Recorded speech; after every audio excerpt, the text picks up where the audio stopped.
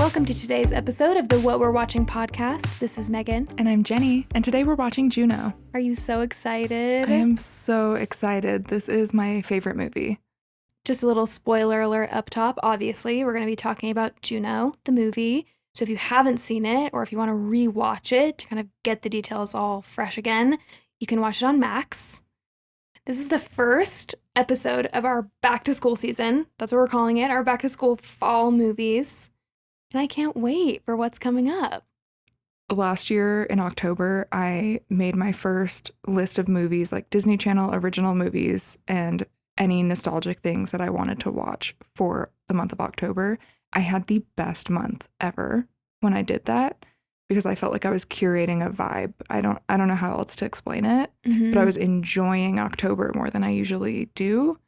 I love that we're doing that for back to school and watching some back to school movies because Me too. You and I have both not been in school for a while. I know. I was going to say, doing that, I think, helps you feel each season, like helps you be more present in each season because you're not just watching the same show that you were watching a few months ago, or if you are, then in addition, you're watching like seasonal content. It just makes it fun, especially when you're not in school anymore and you don't have those like set markers of each season. Like you don't have summer break, you don't have, the winter holidays, that type of stuff that like mark the season. Also, I don't know about you, but I never rewatch movies.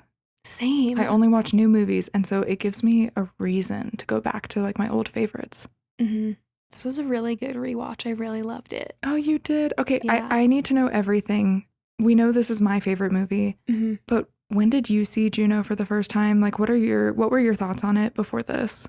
I always liked it. I think I watched it for the first time in high school. I think it was one of those sleepover movies that was like an easy go-to because everyone liked it and it was funny and it has high schoolers in it. So I put it very much in that category of like Bridesmaids, maybe like Couples Retreat might have been one. Like one of the like funny kind of romantic comedy. How to Lose a Guy in 10 Days was one. It was in that list for me of stuff we would watch at sleepovers. How about you? When did you first watch it? I was trying to remember when I first watched it because I remember watching it with my dad and my stepmom when the intro sex scene was very awkward for me to watch with them. That is unfortunate. I think I was about 14 when I saw it for the first time. And how I found that out is I actually looked at my iTunes purchases. Oh my God, iTunes. I found the single that I bought from the soundtrack. Oh my gosh, is it that song that plays at the beginning and the end? No, it was actually a random song. It was Vampire. Oh. So since we met, which I think was like 3 years ago, we immediately fell in love and became best friends. But I've known this was your favorite movie since pretty much, I feel like the day I met you maybe, or very soon after. What makes this your favorite? I was trying to figure out why, because I've been saying it's my favorite movie for like 15 years, and I don't think I ever really questioned it. It's just like the movie that you have in your back pocket when someone asks what your favorite movie is. And like one time it competed with Inception, which also has Elliot Page in it, funnily enough. But yeah, I was trying to figure out like why was I so drawn to this movie throughout high school? And I think that when I was 14, it was a time where I was really trying to figure out who I was. And all of my friends were like cheerleaders. They were like the Leahs, the popular, confident girls. And then I felt like the Juno. Like I just didn't know where I belonged. So I went through like this emo phase, but I wasn't allowed to wear the emo clothes. So it was all internal and like music based. And then I became like a Tumblr girl and was really into Tumblr and like indie music. And I feel like this movie is kind of like a combo of those two things that I felt like made me different. And I had never seen a character like Juno before who she was kind of weird and offbeat and she talked in a way that I really admired. Like she was funny and she said weird things.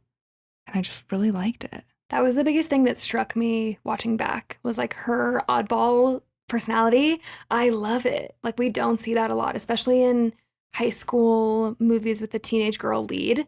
We get a lot of the Katie Herons, like the new girl who's like quote out of place because she's like quote a nerd, but like it doesn't quite feel like a real person. And Juno does. Like she's so funny and confident and sarcastic, and it's great.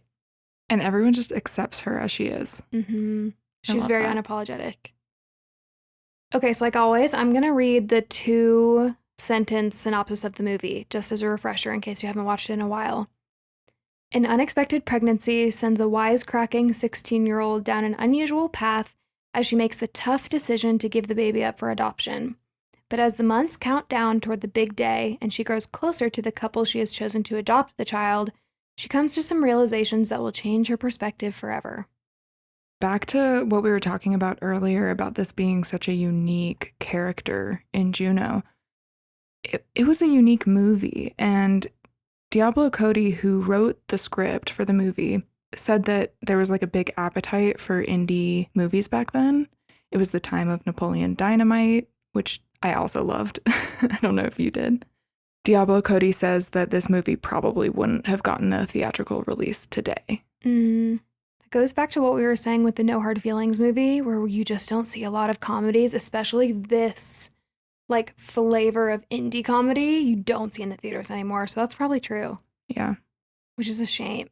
I feel like it might circle back. I hope so. I hope that's what we're seeing. Like, I would love to go see a weird indie movie right now. Me too.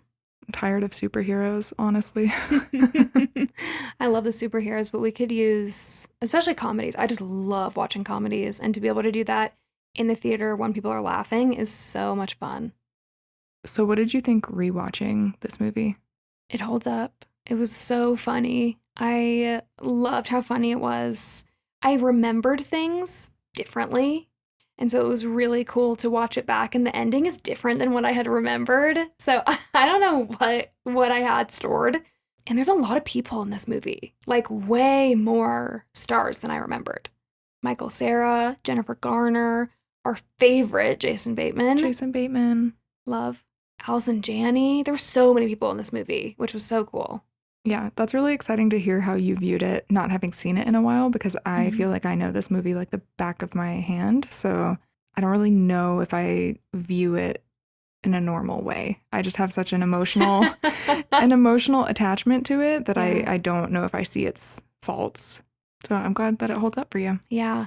It made me a little bit nervous in the beginning because she's a pregnant teenager, and I just immediately was nervous for her and just for the movie and how it would feel watching it now, because teenage pregnancy and abortions, and she goes to an abortion clinic, and like adoption, it's just viewed very, I don't know if it's even differently now, but it's really polarizing. Like, people tend to really have an opinion on what should happen right now. And so I got really nervous in the beginning. I was like, oh, I don't know how this is going to go or feel to watch it today, but it was great. It was such a good movie, and it was so funny, and I loved all the characters. So I know, as much as you love Juno, you love the writer of this movie. Yes, the writer is Diablo Cody, whose real name is Brooke Mario, and she wrote Jennifer's Body, Young Adult, Tully, United States of Terra. Was originally going to write Barbie. Yes, we talked about that in our Barbie episode. Mm-hmm. She just has this incredible story of how Juno came to be. If we wind back just a little bit, she was working an office job in Minnesota, I think, is where even Juno takes place. And she was bored, and she decided to become a stripper at night. This was the era of blogging. Do you remember this era? I remember. I loved blogs. I loved reading blogs. This is millennial of me. Very millennial. I actually grew up to become a professional blogger for companies. That's so right. I remember this very clearly, the like blog explosion of like the early 2000s, 2010s. Wait, that makes me so happy because now I'm a professional blogger for companies too. Yeah. And we're both living our dream. Anyway, she had this blog that she would write about her experiences stripping on, and it really took off because it was really funny. I think it was called The Pussy Ranch. Wow. And this producer found her blog and was a fan of it, and he convinced her that she should write a movie. First, he actually helped her turn her blog into a memoir. The memoir is called Candy Girl, A Year in the Life of an Unlikely Stripper. Then she just came up with the idea for Juno. She thought it was an awkward situation and it would be interesting to explore. And she wrote the script in just a couple of months, having never written a screenplay before. My jaw's hanging open because Jeni and I have taken a handful of screenwriting classes and have written several scripts ourselves, and it takes so much. It's much harder than I ever anticipated, so that's really impressive. And actually, in one of the screenwriting books that you and I both have, they use Juno as a model for like a perfect plot. Like it follows all the beats that it needs to. And she didn't even probably know structure. Like, I don't know how she just got it So right. impressive. What the heck? So yeah, this was just a little indie movie. She never thought it was going to get made. She thought it was just a sample to like show her work. Then it ended up being this huge hit. Wow, every writer's dream. That's so cool. I didn't know that about her. And she was like our age at the time. That's wild. I know. The dream, actually. Yeah, there's hope. So before we go through the movie, we have to talk about the star, Elliot Page. Elliot Page. Beautiful performance. He makes this movie. Absolutely. Yeah. In researching for this podcast, I listened to a couple of interviews with Elliot to kind of get a feel about just what he thought of the movie, his experience making the movie, how he feels looking back, and he had a lot of like interesting things to say. My heart was very full to hear that he had a great experience filming. I think he said it was like one of his favorite movie making experiences ever, and how much he loves the character of Juno, and just that she's like really fresh and just unique and quirky and not a teenage girl character that you see a lot. So that made me really happy. It sounded like he had a decent amount of strife about the promotion of the film. At the time, he mentioned that he was closeted and had a girlfriend, and like I couldn't tell if he like was told not to or was discouraged from bringing her to the premiere, and like he was encouraged or told, I don't know like how forced this was, but had to wear makeup and a dress and heels and just like felt very out of character to like promoting the movie. And so that sounded like it was pretty difficult for him. But it sounds like looking back, like he mentioned in one interview that I saw that he would be like down to watch it again. Like he didn't think that it would be difficult to watch back, and you know that he had a good experience. So that made me happy. That's good, because that was my first question too, is like, how does he feel about playing a teenage girl who's pregnant? Mm-hmm. I actually read his memoir. You did? Oh, I really want to read it. I should say I haven't finished it. I'm halfway through. Okay, what do you think? It's really good. He talks about this a lot. He actually does have great things to say about the character of Juno, and Aww. the way Juno dresses is not very girly. She doesn't talk in a way that we've seen other characters talk before, and so I think Elliot really felt a connection to Juno. Mm-hmm. Yeah, it sounds like when Juno was up for like Best Picture for the Oscars, I think that's what it was up for. It was a really painful experience for Elliot because he just did not feel comfortable in his own skin and was just really pushed to present a certain way. So it was just hard all around. That's really difficult. That makes me sad. That's something that I've honestly never paid a lot of attention to or thought a lot about, is the campaigning that happens before the Oscars. Not only when the movie comes out, you know, we know that actors and actresses do press and go on talk shows to promote the movie, but that it happens again before award season. And that feels like it was the most painful part for him. So I'm going to keep my eye out this year on that like campaigning process, because I had not really thought about that before. Yeah, me neither. I wonder if it'll be different with the actors and writers strike this year. True, probably. No idea. When Juno was up for this Oscar and Elliot Page is going through this whole painful process of going through the Oscars promotion cycle, he said it was supposed to be a dream come true, and he felt guilty for feeling how he did. Aww. Because Juno blew up and the Oscars season was going on, and he felt removed from his own truth. Wow. That would be really hard, I'm sure. Like so much public attention and having to like just like present yourself in a perfect way, and there's so much pressure. That would be a lot. Yeah. And this was the first movie that really blew Elliot Page up, right? Was this before all the other big things that he's done? Yes, it was, but he was in something else right before Juno that actually sent his mental health on a spiral. Oh. Because it was about someone who was really tortured. He really struggled after that because he was so involved with that character. And he actually took some time off of acting before Juno. Wow. What did you think of the opening? I thought it was great. Very attention grabbing. Started with a chair. It's like her standing outside staring at a chair. Oh, and she's drinking Sunny D. This is hilarious. Oh my gosh, yes. We see flashes to the sex scene with Michael Cera's character, Polly Bleecker. Alan. It's Alan. I love Michael Cera. Me too. I love him so much. Fun fact, actually, Elliot Page was a fan of Michael Cera already. Oh, wow. Because he was in Arrested Development before this. And they actually were on the plane together with their parents on the way to film this. Aww. How old were they when they filmed this? I don't know, like 19-ish? Okay. I don't know how old Michael Cera was, but I think that's how old Elliot was. Michael Cera was not the only person who was in Arrested Development that was in Juno, because Jason Bateman was also in it. That's right. And I think it's really cute that Jason and Michael got to be in this movie together. When talking about it, Jason Bateman said, "We don't have any scenes together, but I made sure I was on the set a few times to watch him do his scenes because I miss watching him do what he does. He's so talented and he does such a good job in this movie." Aww. Yeah, really cute. That is so nice.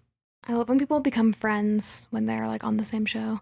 It's really sweet. So yes, we have this like wonderful animated intro where Juno is walking to is it a gas station store? She's drinking her Sunny D. Great song is playing. We find out she's on her way to get her third pregnancy test of the day. The fact that she's so cavalier about all this is just so funny to me because I would be panicking out of my mind. And I think she is internally, but it just like speaks to Juno as a character of being like so nonchalant. Yeah, absolutely. So funny. And Rainn Wilson is in this scene and he crushes. He has some of the funniest lines. Yeah, like what a hilarious side character. Yeah, this is one doodle that can't be undid, home skillet. I think you get like the tone for the comedy of the movie immediately from that scene. Absolutely, yeah. So confirmed, Juno's pregnant, and then she tells her bestie. Okay, I always wanted that hamburger phone. I still want that hamburger phone, I'm not gonna lie.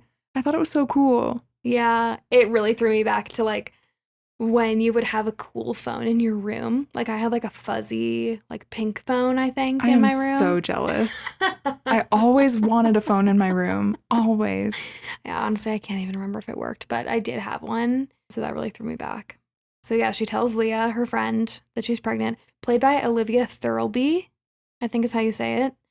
My mind was blown when I was reading Elliot's memoir, Page Boy, this week. Because he drops a huge piece of knowledge on us.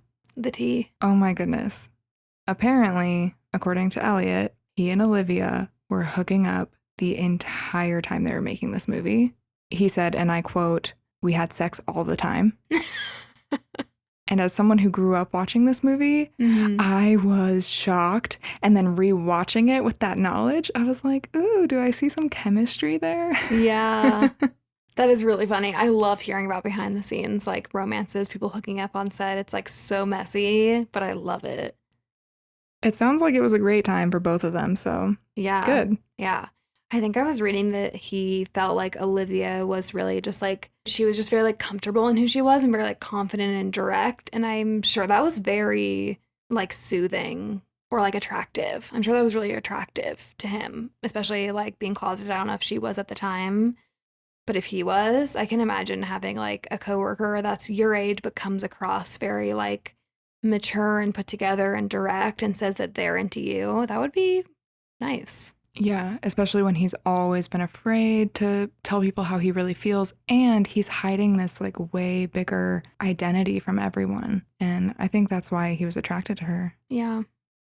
Okay, so she enlists Leah. Really like for the whole movie, but we start to see her enlist Leah's help when she decides she wants to tell Bleecker. Yes, she moves the furniture to his front lawn.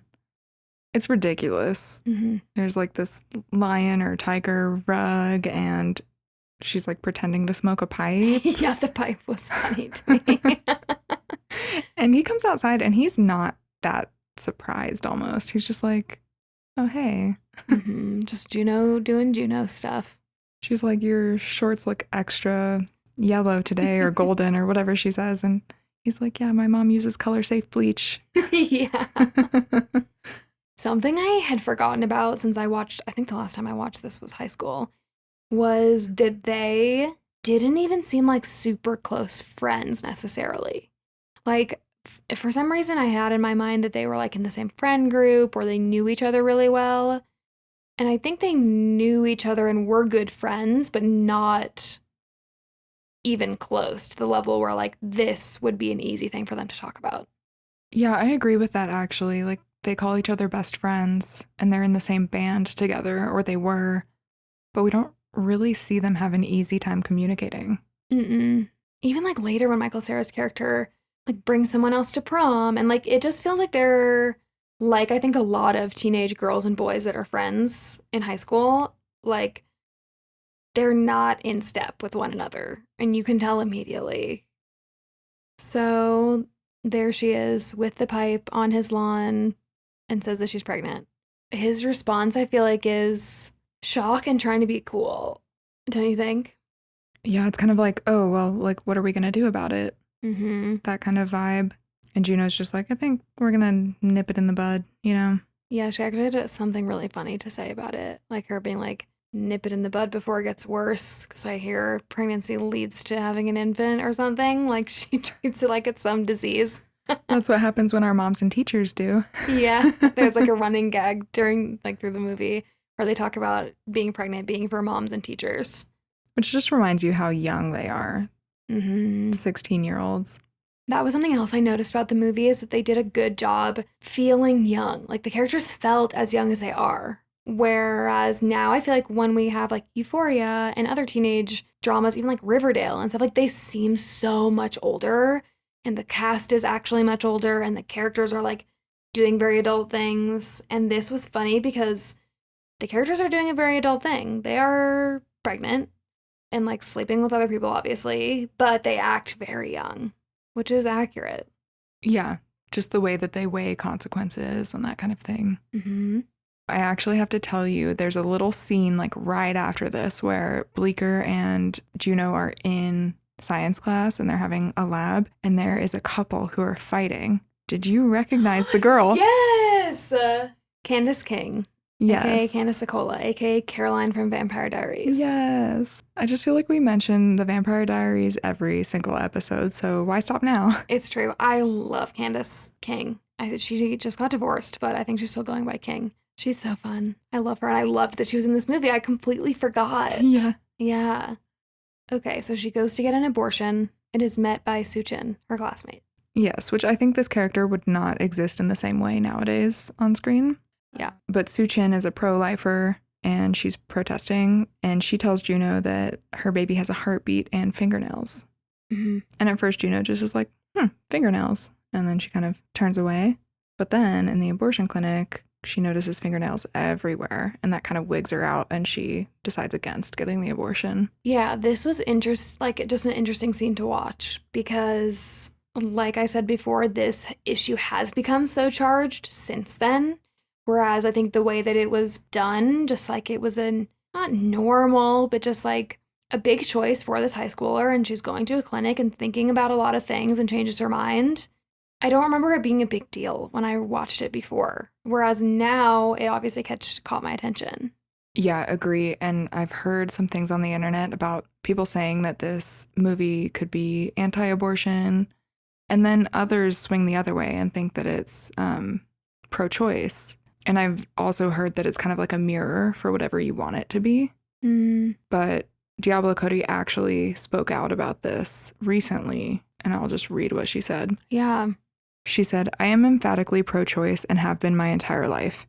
And it is important to me to make that clear. But I can understand why people would misunderstand the movie. Looking back at it, I can see how it could be perceived as anti-choice, and that horrifies me. And she also says, When I look back on that time of writing the script, I feel wistful because at the time, it never occurred to me that my reproductive rights could be in danger. If somebody had said to me at the time as a carefree, younger third-wave feminist that in 2022, Roe v. Wade would be overturned, I would have been horrified and I would have assumed we were hurtling towards some kind of inconceivable dystopia. And maybe I would have been right. But at the time, it just seemed impossible. I took Roe for granted. And many of us did. I was just creating. I never intended the movie as any kind of political statement at all. I can't imagine being that innocent again. Wow. Yeah, that totally just underlines everything we just said. I think, like, the fact that it wouldn't have been a political statement at the time kind of says everything, you know? And I am pro-choice. And so, yeah, I think it just didn't trigger me, if I'm being totally honest. Like, it didn't strike me as anti-choice. It just struck me as a realistic scenario because there are people that protest outside and that sucks, but that's also their right.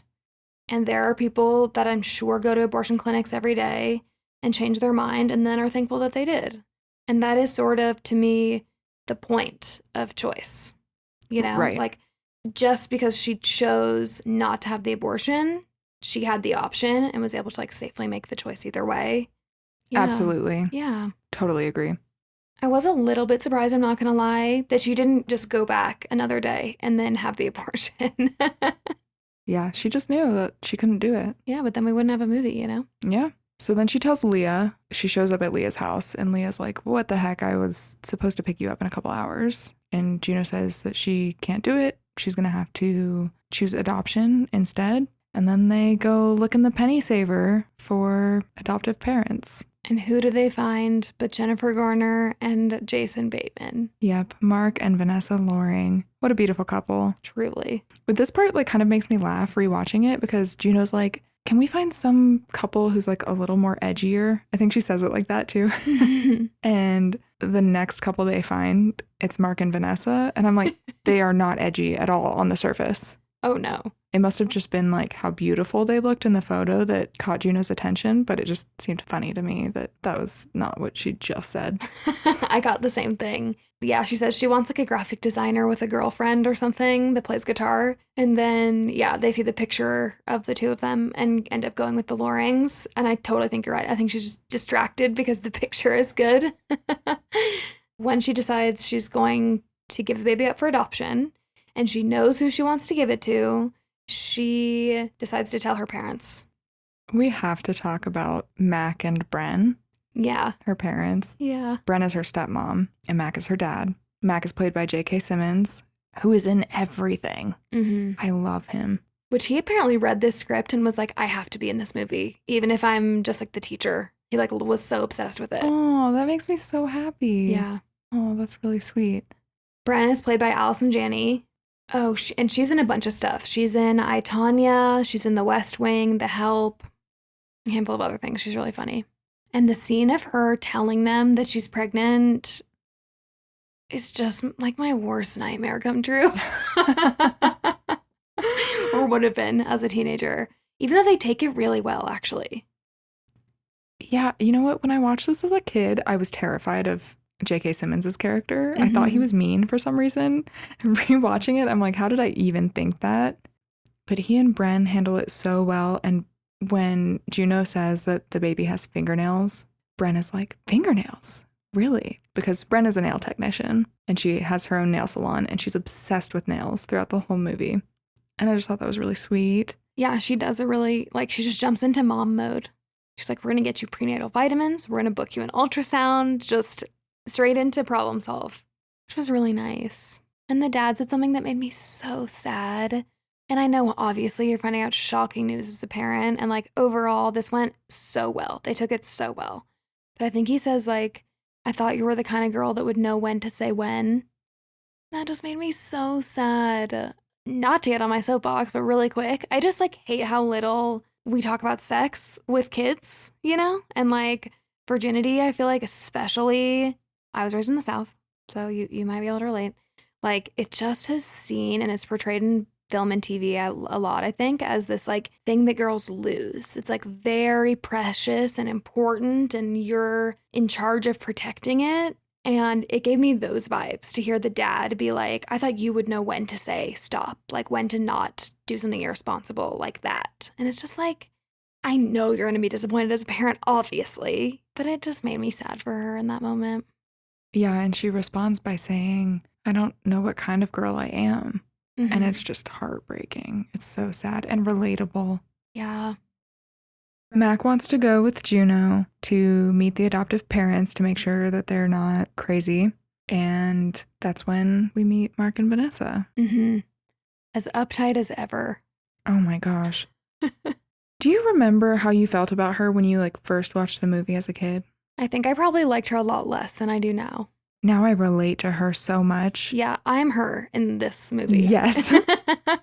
She's making sure the house is perfect and she's really nervous, you can tell, like now watching it.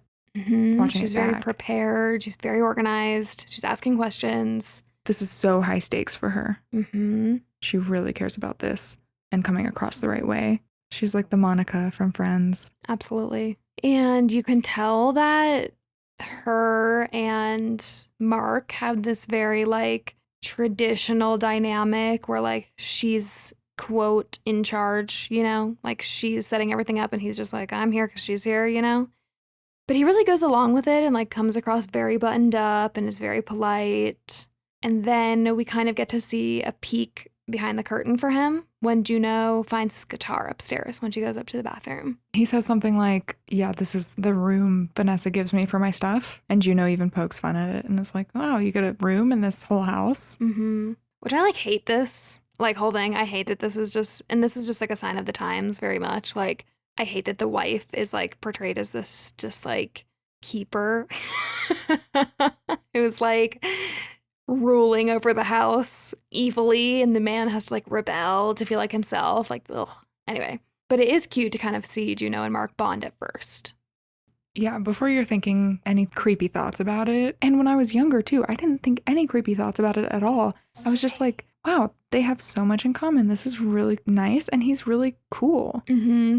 I watched a bunch of TikToks today about women our age saying, yeah, when I was a teenager and I saw this, I was like, I love Jason Bateman and I relate to Juno, and Vanessa sucks. She's like so uptight and she's so many rules and like she doesn't let him like express himself, whatever. And then now looking at it, you're like, oh no, he's wrong here. And I relate to Vanessa actually. Yeah. Yeah, no, it's completely flipped. Yeah. And kind of scary, because then you can like put yourself in Juno's shoes and be like, oh, she really was super innocent in this too. Totally. She was feeling how we were feeling. It was very accurate. Yeah. Okay, so they agree to adopt the baby. Juno agrees to give them her baby, and she goes to get an ultrasound. I love this scene. Oh my gosh. This scene. The snarky ultrasound technician who is like, oh, who's Mark and Vanessa? And Juno's like, oh, the adoptive parents. And the ultrasound technician is like, well, thank God for that. Just so rude. Whoa. And then Juno, Leah, and Bren all get super defensive. Mm-hmm. And they start going like, how do you know that they are going to be better parents than Juno is? You know? Yeah, it's so funny to see Bren just like step up and like fight the ultrasound tech. Especially, I think she says like, you're an ultrasound technician? I'm a nail technician or something. She tries to like equate them. It's really funny. And I think we should both stick to what we know. Yeah, that was it. Oh, it was good. So good. And they get kicked out. And so after the ultrasound, Juno wants to take the photos from the ultrasound over to Mark and Vanessa's.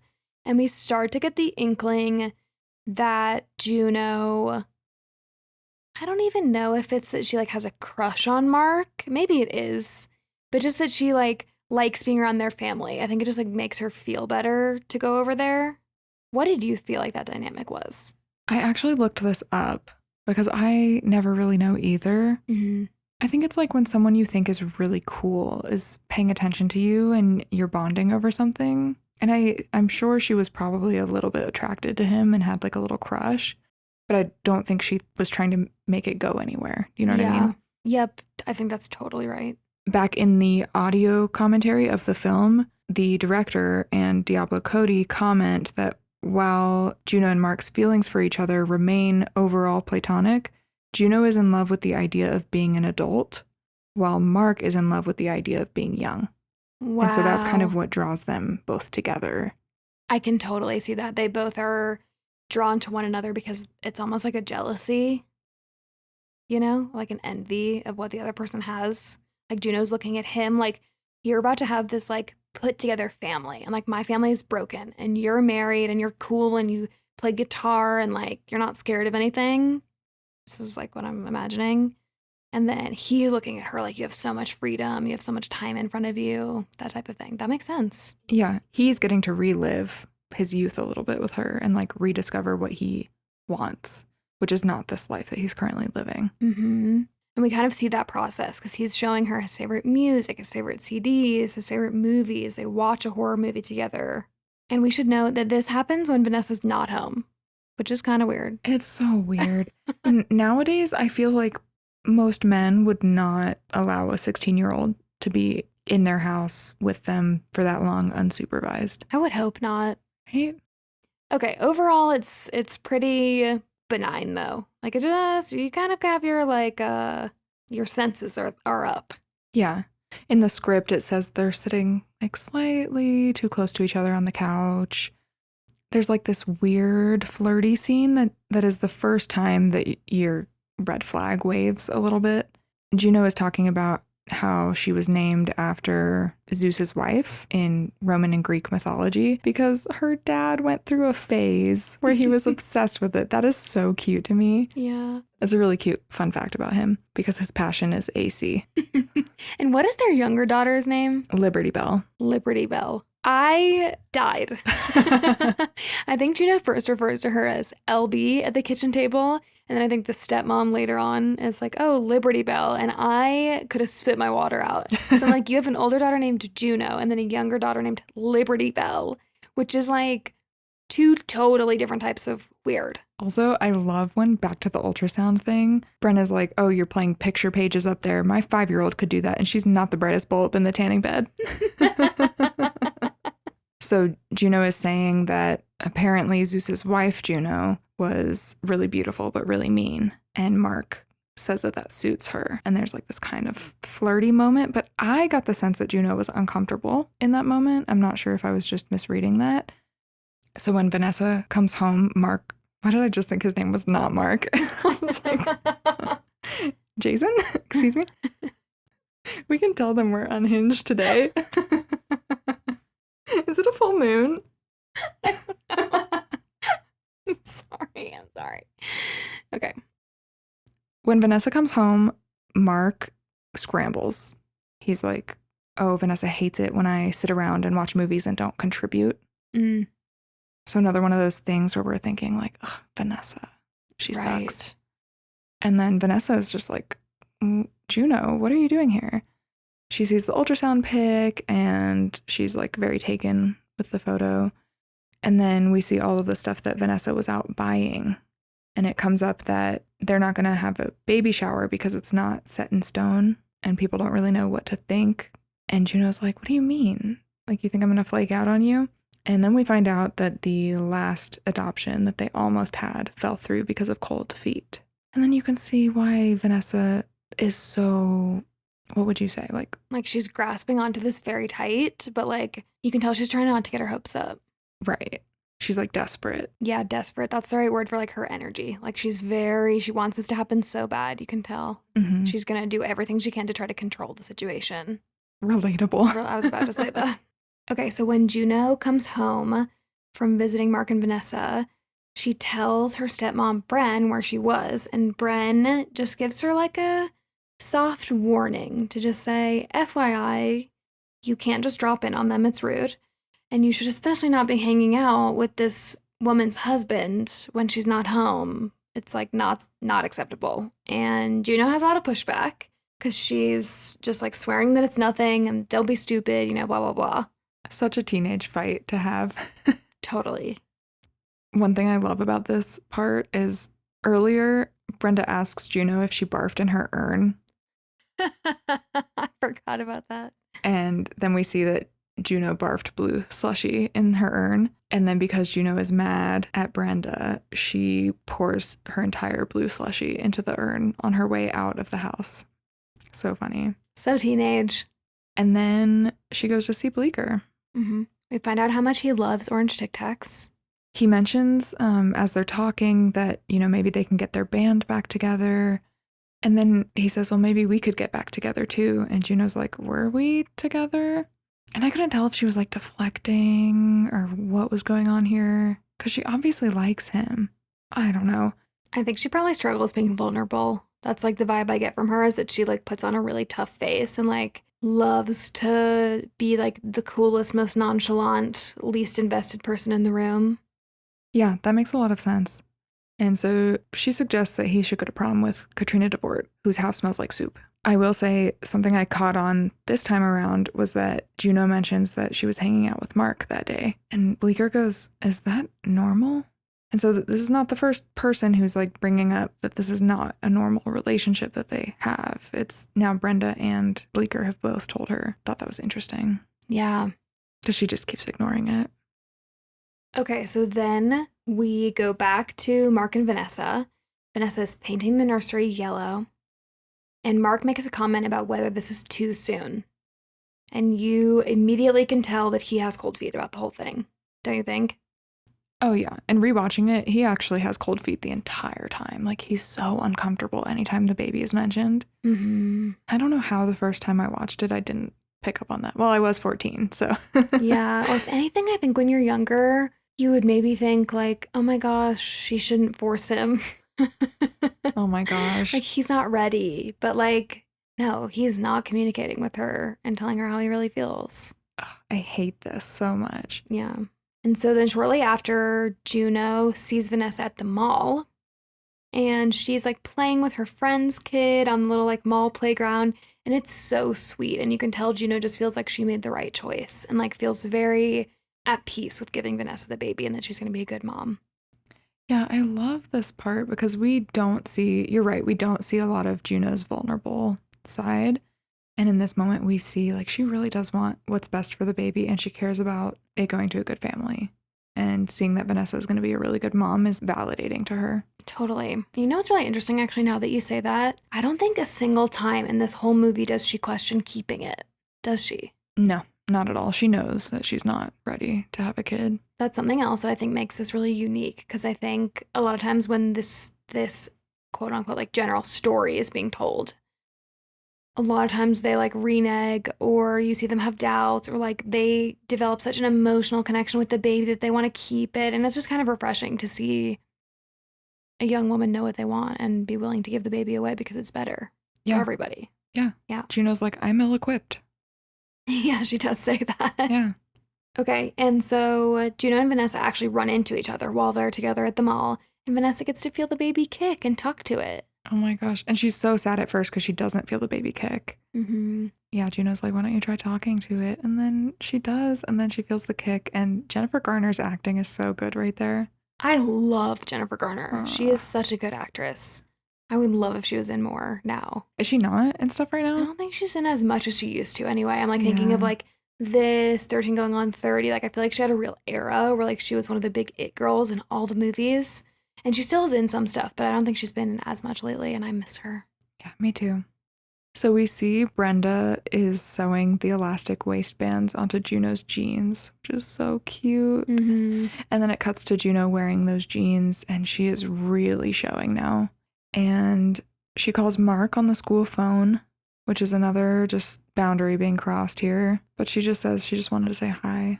This was when I went, oh no. Because like before, it was always stuff related to the baby. And so I was like, this feels weird. I don't love it. But like, I couldn't tell, like we were talking about before, I couldn't totally tell if she really had a crush on him or if it was just like an attachment because he's like stable and in this marriage. I don't know. And then when this happened, I was like, oh no, she likes him. Yeah. She's like sneakily calling him on the school phone just to say hi.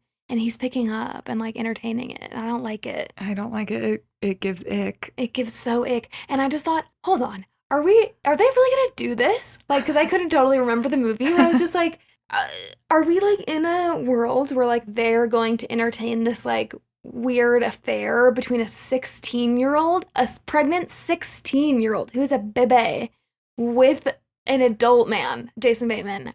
I was like, how? How?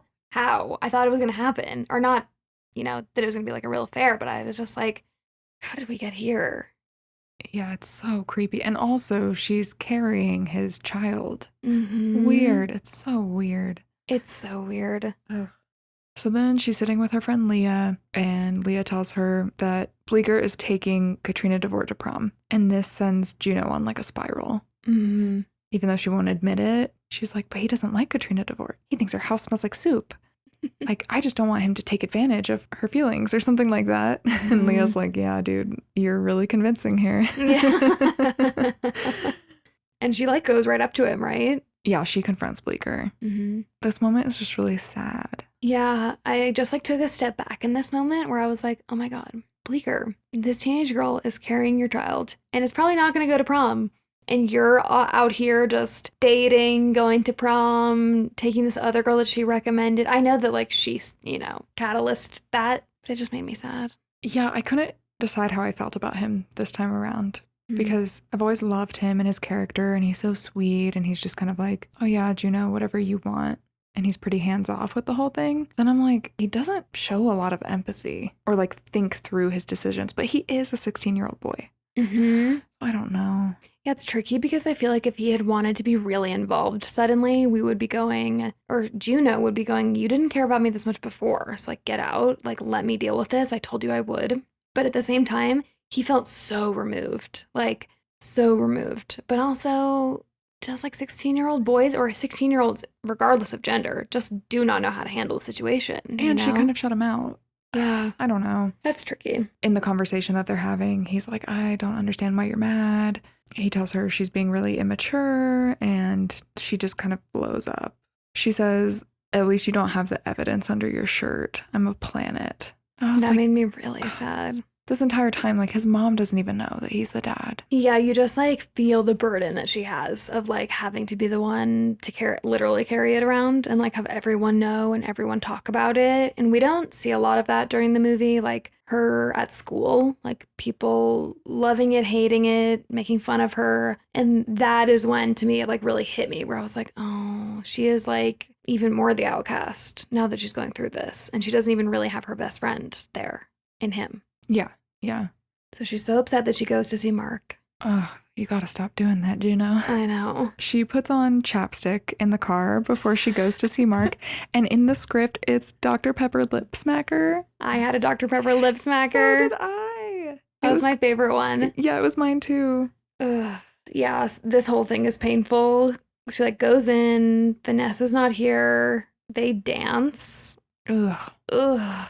You just can see, obviously, you can hear, like, while we're talking about it, it just has, like, slowly escalated to where, again, I'm just, like, panicking in my head where I'm like, are we actually about to see a 16-year-old kiss a full-grown man in a movie that was made in my lifetime? Like, how are we here? They don't kiss. No, but it's interesting, like, the way that this scene builds up is he shows her this pregnant superhero comic book that reminds him of her because she's a badass and she's still, like, fighting crime while pregnant. And she's just come from feeling like she's a cautionary whale at school. Mm-hmm. And then she is here at his house and he's, like, seeing her as special because she's pregnant and strong because of what she's doing. And so she, just feels, like, really good about that. And yeah, she just feels special with him, which I can't really blame her. But he sucks for this. Yeah. And then they're talking about prom, and she puts her hands on his waist and is like, oh, I bet you dance like a nerd at prom. And he moves her hands to his shoulders and says, actually, it would be like this. And then they're swaying, and there's this big belly between them. And then he says, I'm leaving Vanessa. Dun dun. And thankfully, Juno is like, what? Like, you're ruining everything. What do you mean? And he totally thought she was going to be happy about that. What did he think? She was just going to, like, leave with him? Like, pop the baby out and leave? So I looked up an interview of Jason talking about this dynamic because I wanted to just, like, hear from his perspective. Oh.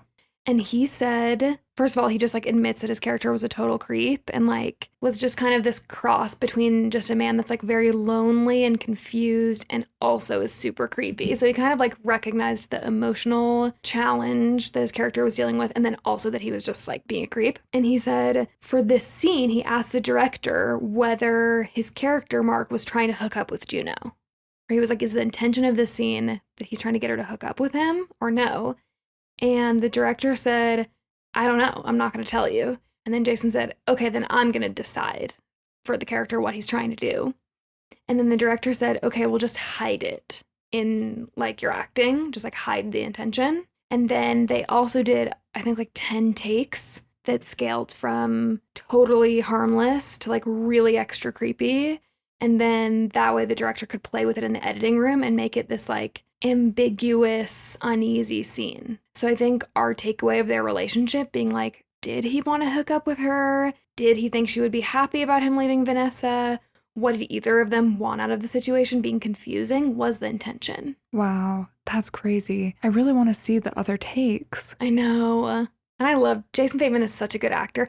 Oh, I also saw in an interview that Jason Bateman prior to this had done just a lot of like lovable characters and like people just loved him and thought he was like so sweet that the director intentionally cast him to be so that this was kind of a surprise and like extra confusing of like, I thought you were this good guy who was married and wholesome and wanted this baby, but are you not? I'm confused. And that was the point.